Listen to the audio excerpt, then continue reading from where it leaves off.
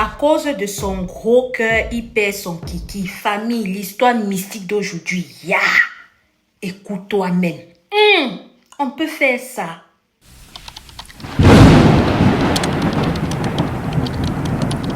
Bonjour, Madame Alicia Lotus. Donc, c'est l'histoire de mon oncle. En fait, c'est une histoire familiale. Donc, il y avait mon oncle qui travaillait dans une entreprise au pays. Et dans l'entreprise, à un moment donné, l'a licencié de manière abusive. Vous voyez, le genre vous licencie, on ne vous donne pas de raison, on vous met juste à la porte. Donc, mon oncle ne pouvait pas laisser comme ça. Voilà, il allait prendre un avocat. Et maintenant, l'avocat qu'il a pris, c'était toujours un membre de la famille. C'est comme ça, son avocat l'a défendu. Il s'est battu corps et âme. Donc, vous voyez le genre qu'il y a certains avocats, quand ils ne sont pas vraiment impliqués là, ils partent, ils font le travail normalement. Et quand ça marche pas, ils baissent les bras, ils laissent. Il encaisse son argent et paye pas. Mais son avocat, l'avocat de mon oncle là, il s'est battu. Donc, c'est-à-dire qu'il a pris l'affaire là tellement personnellement, comme si c'était pour lui. Voilà, donc, à la fin, mon oncle, il a gagné. Et l'entreprise lui a dédommagé près de 50 millions. Imaginez un peu le montant, 50 millions. Maintenant, en tant qu'avocat, vous savez, c'est vous qui gérez la procédure du début jusqu'à la fin. C'est vous qui êtes en contact direct avec le parti opposé. Donc, lorsque l'entreprise a dédommagé les 50 millions de mon oncle, l'avocat, lui, il a pris tout l'argent. Madame Alicia Lotus, il a pris tous les 50 millions, même pas donné un franc à mon oncle. Je ne sais pas si vous imaginez un peu. Il a donc pris l'argent là. Il est rentré au village avec, reconstruit sa maison, s'acheter une nouvelle voiture, faire de ses achats. Donc, il vivait sa best life. Il vivait sa best life. Entre-temps, mon oncle, lui, tout fatigué de son côté, fatigué même du processus, parce que lui-même aussi ne dormait pas, il suivait son affaire. Il n'a même pas reçu un franc. C'est alors à ce moment que ma grand-mère, elle est entrée en jeu.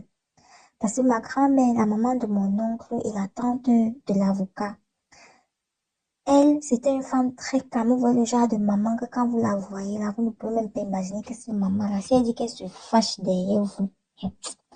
Voilà.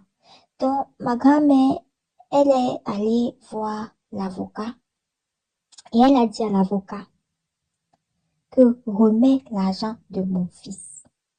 Remets l'argent que tu lui as volé. L'avocat a commencé à vouloir angoisser ma grand-mère et dire des choses. Bref, il ne voulait pas donner l'argent.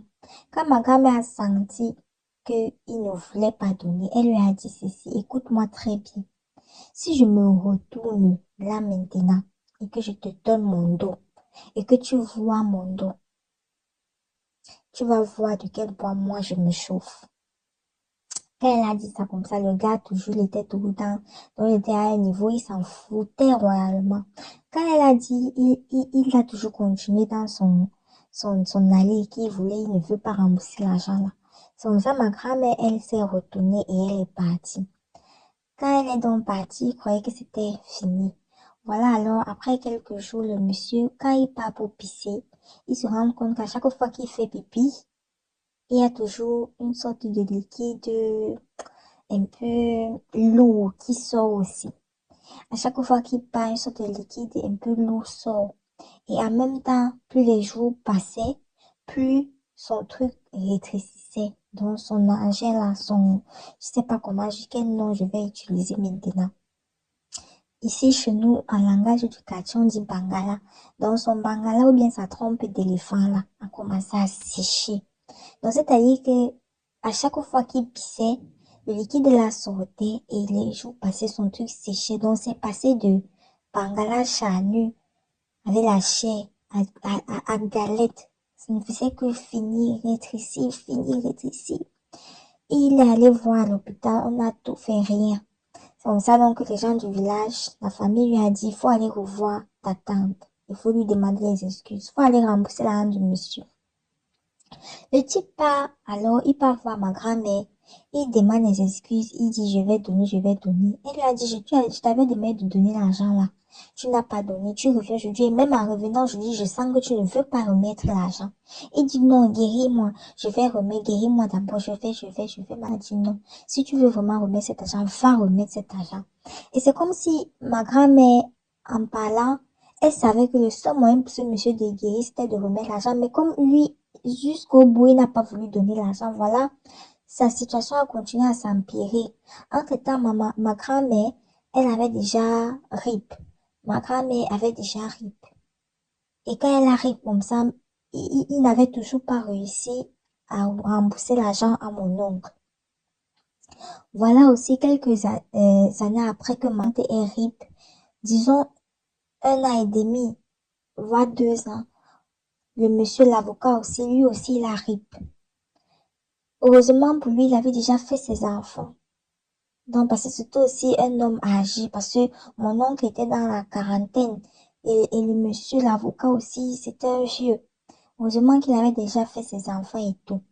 Et quand il a reçu l'argent de mon oncle là, il avait envoyé ses enfants, un de ses enfants en Europe pour faire le mannequinat. Ça n'avait pas marché. Il avait ouvert un bar ici à sa fille. Même le bar n'avait pas marché, ça avait toujours fermé. Donc voilà, lui-même il est parti, il n'a pas voulu rembourser l'argent. À un moment donné, non, ne mettons pas le cœur, c'est quelque chose qui ne nous appartient pas. Et avant même de mourir, il était allé sur la tombe de ma grand-mère pour lui supplier, demander pardon de tout ça, rien. Voilà l'argent qu'il ne voulait pas tant rembourser, qui est parti, qu'il a amené. Et même ses enfants, que l'argent qu'il a utilisé pour pouvoir mettre ses enfants, positionner ses enfants, ça n'a pas marché. Donc voilà. Alors la famille, j'espère que vous êtes arrivés jusqu'à la fin. Et ça, c'est encore une histoire qui nous rappelle que quand quelque chose ne t'appartient pas, ne mets pas le cœur sur ça. Quand quelque chose n'est pas pour toi, ne cherche pas à prendre ça parce que ce n'est pas bien. Alors j'aimerais vraiment que vous puissiez renchérir, voilà, et que vous puissiez aussi partager la vidéo parce qu'il y a plusieurs personnes là que quand on leur parle, c'est que peut-être on ne maîtrise pas. En tout cas, voilà l'histoire qui est là. Si tu aimes bien ce que je fais, si tu aimes bien ce que nous proposons ici, je t'invite à t'abonner, à liker et à partager, activer ta cloche de notification pour ne rater aucune de nos publications futures. N'oublions pas d'être prudent, de prier sans cesse parce que le dehors est miné. Shalom la famille, merci.